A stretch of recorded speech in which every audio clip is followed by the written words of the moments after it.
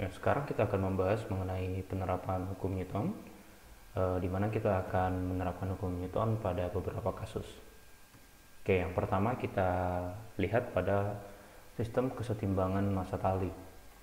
Nah, kalau dia setimbang, artinya benda tersebut berada dalam keadaan diam, yang artinya sigma F-nya sama dengan 0. Jadi, resultan gaya yang bekerja pada massa tersebut atau objek tersebut sama dengan 0. Dan di sini yang paling signifikan adalah tegangan tali. Seperti itu.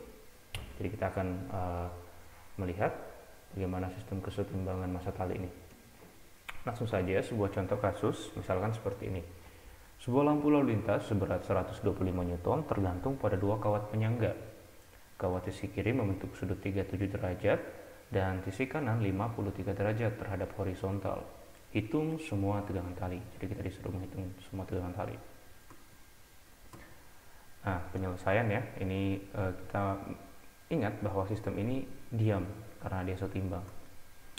Oke, ini adalah gambarnya ya, di mana kita melihat ini ada sebuah lampu lalu lintas tergantung, kemudian disangga oleh dua tali T1 dan T2, yang mana T1 membentuk sudut 37 derajat terhadap bidang horizontal dan T2 membentuk sudut 53 derajat.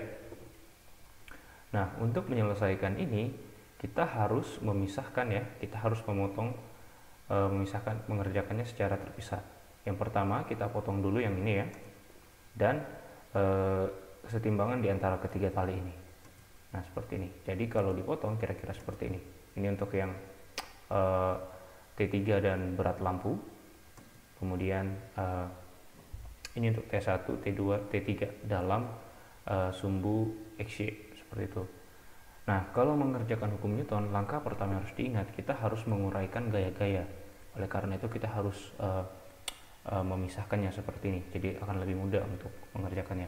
Oke, sekarang kita perhatikan dulu yang di sini. Kita lihat bahwa ini adalah sudut 37 derajat.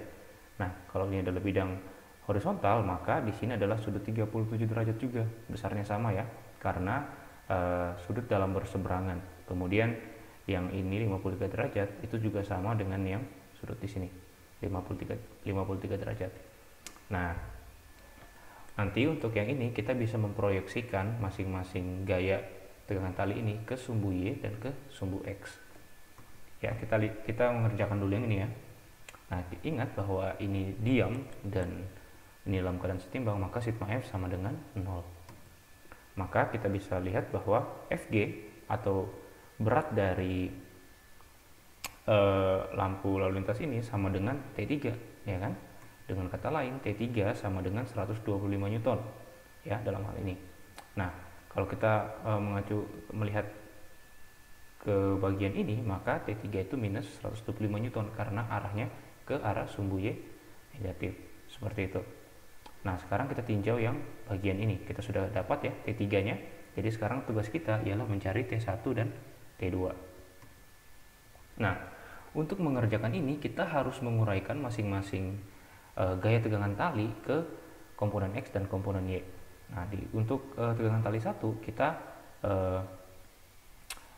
proyeksikan ke arah sumbu X ya.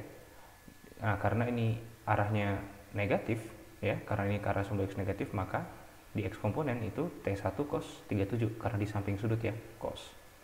Sementara ke arah Y-nya di depan sudut kan, berarti sinus. T1 sinus 37. Sama juga dengan T2. T2 semuanya dalam arah positif, maka ke arah sumbu X positif T2 cos 53. Dan ke arah sumbu Y itu T2 sin 53, seperti itu. Nah, sementara untuk T3 dia hanya punya komponen vertikal, sehingga komponen vertikalnya kita tulis min 125 Newton, dan dia tidak punya arah komponen X, sehingga kita tulis arah komponen X-nya sama dengan 0. Nah, kalau sudah kita kelompokkan sesuai dengan arah komponennya, maka bisa kita jumlahkan. Yang X dijumlahkan dengan yang X, yang Y dijumlahkan dengan yang Y. Nanti kita akan ketemu. Nah, kita yang X dulu ya. Yang X maka min T1 cos 37 derajat ditambah T cos 53 derajat sama dengan 0. Maka nanti T1 ini akan keluar ya. T1 cos 37 akan keluar. Maka T2 itu sama dengan T1 dikali cos 37 per cos 53. maka nanti akan diperoleh T2 itu sama dengan 1,33 T1 seperti itu.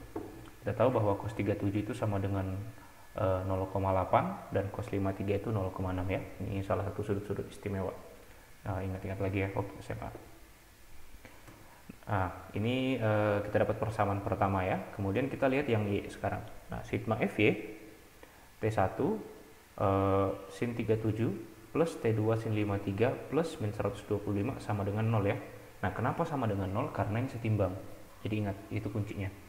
Nah, setelah itu 125 kita keluarkan, maka akan seperti ini.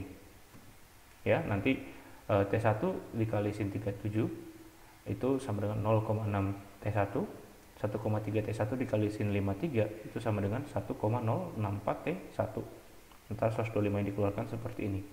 Maka akan diperoleh 1,664 T1 sama dengan 125. Maka T1 sama dengan 125 dibagi 1,664 dan diperoleh T1 sama dengan 75,1 Newton. Nah, sekarang kita tinggal cari T2-nya. Nah, untuk mencari T2, T1 ini kita substitusi ke sini.